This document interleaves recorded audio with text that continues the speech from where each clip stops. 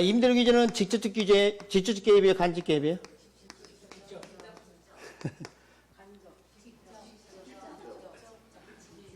책을 봐봐. 제목 옆에 뭐라 적어놨나.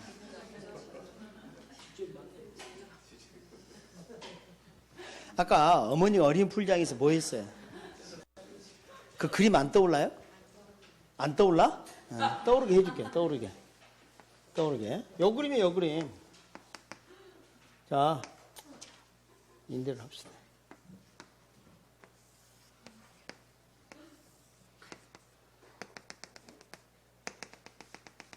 단위 임대료가 100. 정오 봤을 때 임대료 너무 비싸다는 거 아니에요? 그래서 야, 임대료 너무 비싸. 야, 80 이상 받지 마. 아까 어린 풀장에 어머니에게 수영하는 모습 기억나요? 직접 개입이라고. 시중에 있는 책들 직접인지 간접인지 언급을 다 안 하고 있어.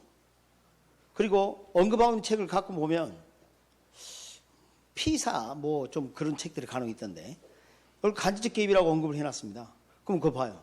임대 규제가 직접 시장 개입이 아니고 간접 개입이면 오른쪽에 89페이지 임대료 보조는 직접이에요?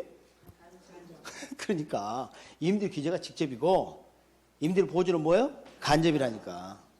알았습니까? 네. 그래서 시중인 책들은 임대 규제를 직접 간접 언급을 하고 있지 않는데 선생님 만약 시험 문제 나오면 어떻게 되냐면 저가 그걸 바란다니까. 전 세계 경제학 책이 다 직접 개입이라고 강력한 직접 개입으로 다 나와. 가격 통제만큼 강력한 직접 개입이 없어요. 시장을 왜곡시키는 가장 강력한 직접 개입이 가격 통제예요. 아시겠어요? 그보다 강력한 게 없어. 근데 뭔 쓸데없는 소리 하고 있어. 자, 그래서 여기 임대료 상한입니다. 임대료 상한. 그 다음에 최고 가격제. 여러분, 상자 나와 있고요. 고자 나와 있으니까 높은 데 설정한다고 생각하면 절대 안 돼. 이게 위쪽 한도야. 이게 최고야. 더 이상은 없어. 그 말이에요.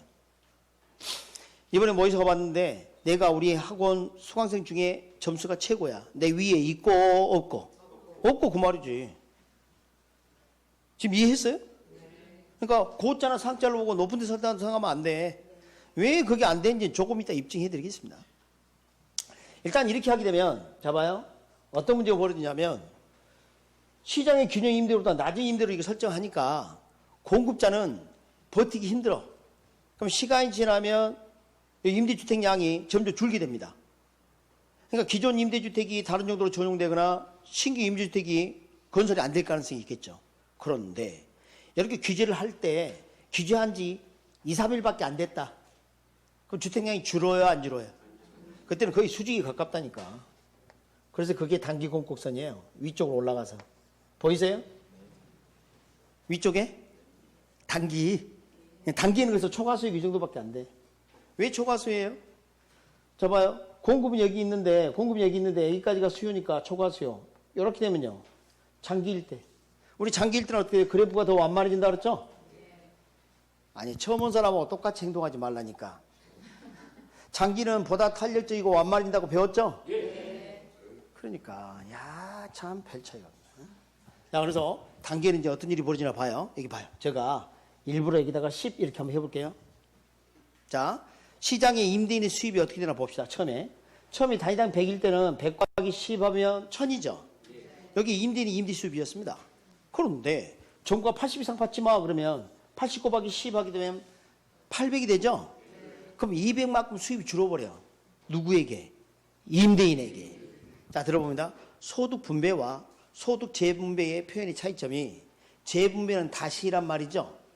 그러면 처음에 소득이 분배된 다음에 세금 등을 징수해서 이걸 재원으로 마련해서 보조금을 주거나 그렇죠? 뭔가 혜택을 주게 되면 지원금 뭐 이런 걸 하게 되면 소득이 재분배되는 거예요. 분배된 소득을 다시 걷어들여서 다시 해줬죠. 이걸 재분배라 그래요. 그럼 이와 같은 경우는 재분배하는 방법 원래는 이렇습니다. 세금으로 200을 징수해서 임차인에게 200을 이렇게 지원을 하는 거예요. 보조금을 주는 거. 여기 재분배인데 이것은 저절로 재분배 효과가 생겨. 애초에 임차인 호주머니에 200이 나오지 않았잖아. 임대인에게 뺏어서 다시 집어넣어 준 거하고 다를 바가 없다 그 말이야. 오케이? 그러니까 재분배를 실제로 하진 않았지만 재분배 효과가 크게 나타나. 이해되셨어요? 네, 그래서 이건 이만큼이 소득 재분배가 일어난 셈하고 다를 바 없다. 그 말이에요. 단기에는. 그럼 여기서 하나 생각해 볼게. 야, 이 임대 규제는 장기보다는 단기의 효과가 크구나. 그걸 알 수가 있어. 일단은 간단하게. 모르고 있어? 그러면 더 설명 들어가고. 자, 모르니까. 자, 시간이 지나면 이제 어떻게 돼요? 그래프가 완만해지면서 기존의 임대주택이 다른 용도로 전용되거나 신규 임대주택이 건설되지 않을 가능성이 있다면. 그럼 주택량이 진짜 줄어들어. 8만 이렇게 줄어들 수가 있다니까. 저게 심각한 문제예요. 우리 시장에 가장 중요한 기능이 자원 배분 기능이죠. 그러니까 필요한 만큼 임대주택이 공급이 안 된 거야. 그러니까 정부가 개입하면 항상 좋은 일만 생기는 게 아니란 말이죠. 이게 감소되는 게 중요하다는 거예요. 공급이 감소한다면 이거 장기적으로 장기에 그렇지 않습니까? 여러분 주택 임대료가 싸면 뭐해? 주택이 없는데 진짜 장기적으로 진짜 임대주택 다 없어지면 어떡할 거야? 임대료만 싸지 주택이 없다면 아무런 의미가 없잖아. 그러니까 이것은 장기적으로 시행하면 안 돼. 논리는 대충 알겠습니까? 그럼 봐봐요. 일단은 가격은 싸니까 임대료는 싸니까 임차인들이 많아져서 초과 수요. 초과 수요는 거 뭐예요? 수요가 많다는 뜻입니다. 그 낮은 임대료 이미 입주한 사람이 있다. 이사 간다 안 간다? 안 갈 가능성이 높아. 점검 명령 내렸어. 그러면 거기서 출퇴근하는 거하고 여기서 출퇴근하는 거 차이점 한번 생각해 볼 거 아닙니까? 임대료가 싸진 데에 따른 혜택이 출퇴근하면서 지금 현 장소에서 출퇴근하면서 들어가는 교통비보다 더 크다면 이사 안 가. 교통비 좀 더 들더라도 임대료 하락 효과가 더 크니까. 그죠? 그러면 교통체증이 심화돼. 멀리서 출퇴근을 하니까. 주거이동도 저하되고, 그쵸? 교통체증도 심화되고 그런 이야기 등을 할 수 있다. 그리고 자, 전에 우리가 수요 공급률을 배울 때 수요 곡선이 뭐라고 배웠냐면 시장에서 물건을 살 때 그 물건 구입량에 대해서 지불할 용의가 있는 가격을 나타낸다 그랬습니다. 시장에서 수요자가 물건을 살 때 그 대가를 지불할 때는요, 지불하고자 하는 최소 가격은 공짜여서 시장에서는 그렇게 하면 물건을 살 수가 없어. 근데 지불을 한다 할지라도 마스크 하나 사면서 아파트 팔아서 대금을 줄 수는 없잖아. 내가 지불한다면 이상 줄 수 없다? 그게 무슨 가격? 최대 가격. 아까 우리 임대료 봐요. 초과이윤을 초과해서 줄 수 없잖아. 지불할 용의가 있는 무슨 가격? 최대 가격, 최대 금액. 그럼 봐요. 진짜 주택량이 줄었어. 진짜. 그럼 어떤 일이 벌어져요? 수요자 마음속에 이런 생각이 들어요. 임대주택이 부족하네. 비싸겠는데? 그래도 나는 지불한다면 이상 줄 수 없어. 이렇게 마음이 달라진다고. 그러면 저 봐요. 머릿속에 이런 생각이 들어요. 어머, 임대료 120 내야 되는 거 아니야? 이렇게 생각했다가 내가 임차인으로 선정됐어요. 다행인 것은 정부가 얼마 이상 받지 말라 그랬습니까? 80 이상. 그러니까 나는 임차인으로 선정됐으니까 80 이상 주지 못하겠다라고 했는데 임대인이 따로 부른다는 거 아니에요? 뒤로? 걔들을 떨면서? 뭐라 그래요? 웃돈을 요구한다니까? 그럼 뭐라 그래요? 정부가 80 이상 받지 말라 했잖아요. 그럼 뭐라 그래요? 임대인이? 줄 서 있어, 줄 서 있어. 초과수요. 에?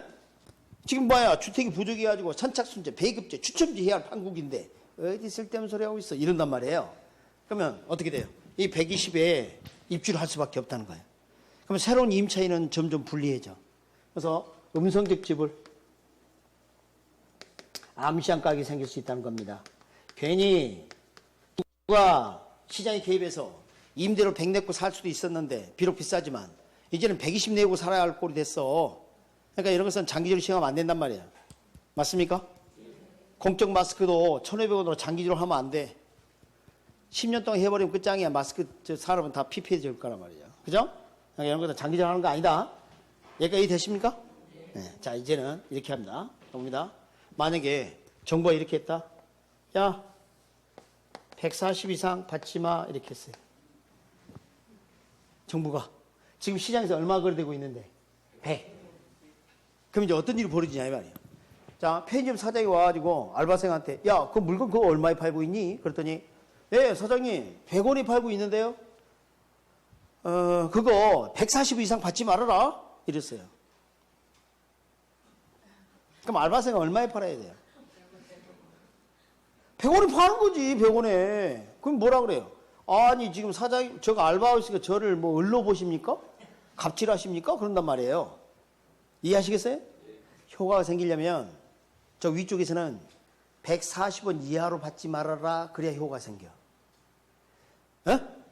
다시 말하면 노동 공급자가 임금을 받는데 대가를 높은 데 설정하고 그 밑에 내려가지 마라. 이게 최저임금제예요. 그러니까 최저임금제는 높은 데 설정해서 내려가지 마. 이런 때 효과가 있는 거고 밑에서 내려가지 마. 그러면 효과 없어. 아니 임금 지금 100만 원 받고 있는데 80만 원 이하로 주지 마. 그럼 뭐라 그래? 100만 원 받고 있다니까? 이런단 말이야. 이해하셨어요? 그러니까 최고 가격제는 낮은 데 설정의 의미가 있고 최저 가격제는 높은 데 설정의 의미가 있는데 최저 가격제는 최저임금제밖에 없어. 사실 여러분이 아는 게. 그럼 우리 시험 과목이 지금 부동산학개론이요, 노동경제학이에요. 근데 무슨 최저임금제를 공부를 하냐고. 그죠?